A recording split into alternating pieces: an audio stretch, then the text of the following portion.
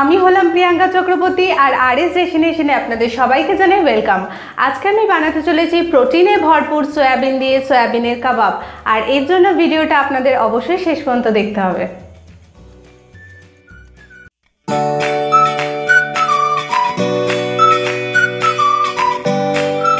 সয়াবিনের কাবাব বানানোর জন্য আমাদের প্রথমেই যেটা লাগবে সেটা হচ্ছে সয়াবিন, তারপর লাগবে পেঁয়াজ, কাঁচা লঙ্কা, আদা, রসুন, ধনেপাতা, পেন্সিল। এখানে আমি পেন্সিলের ইউজটা পরে দেখাবো। কর্নফ্লাওয়ার, ময়দা, ব্রেড ক্রাম্বস, নুন, গুঁড়ো লঙ্কা, গরম মশলা গুঁড়ো, আর লাগবে সাদা তেল।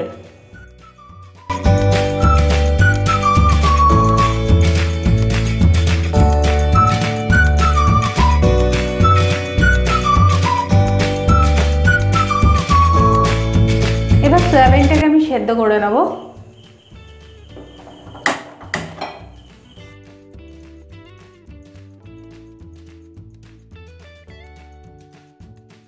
জল গরম হয়ে গেছে, এবার আমি সয়াবিনটাকে সেদ্ধ করতে দিয়ে দিলাম।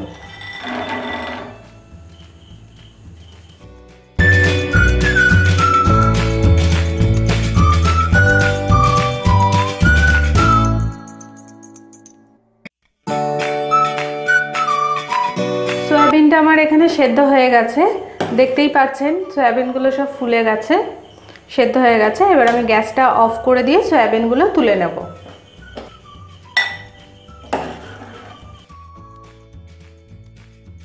সয়াবিনগুলো আমি তুলে নিয়েছি, সেদ্ধ হয়ে গেছে। সয়াবিনটা আমি এবার ঠান্ডা জলে একটু ধুয়ে মিক্সিতে তুলব। আমাদের জলটাকে এইভাবে চিপে বের করে দিতে হবে।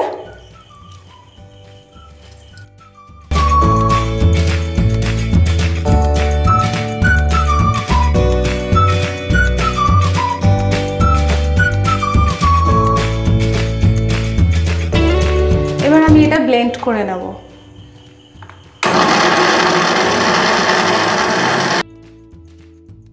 সয়াবিনটা আমার এখানে পেস্ট করা হয়ে গেছে। এবার আমি এটা বোলের মধ্যে ঢেলে নেব।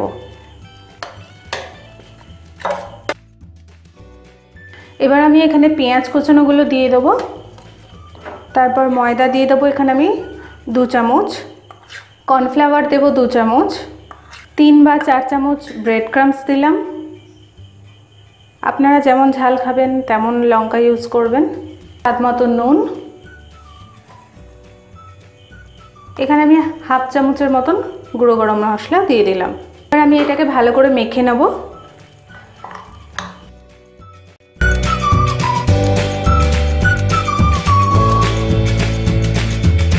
আর এখানে মাখা হয়ে গেছে।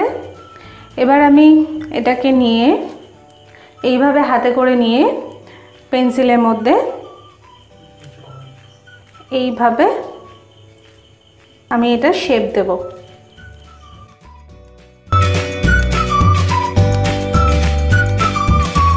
এবার শেপ দেওয়া হয়ে গেছে। এবার আমি এইগুলো ফ্রাই করতে দেব। আমি প্যানেতে 1 কাপের মতো তেল দিয়ে দেব ফ্রাইয়ের জন্য। তেল এখানে আমার গরম হয়ে গেছে। এবার আমি কাবাবগুলোকে দিয়ে দেব।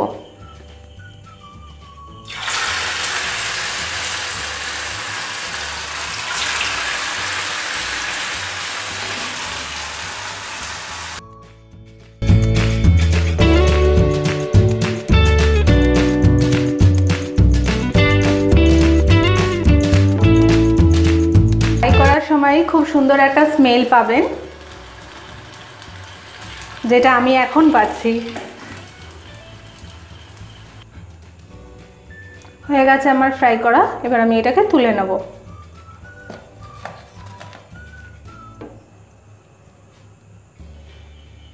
কাবাবগুলো আমার এখানে সার্ভ করা হয়ে গেছে। আমি এটা গার্নিশ করেছি ধনেপাতা, লেবু, টমেটো সস আর কাসুন্দি দিয়ে। আপনারাও বাড়িতে এইভাবে তৈরি করুন, খান।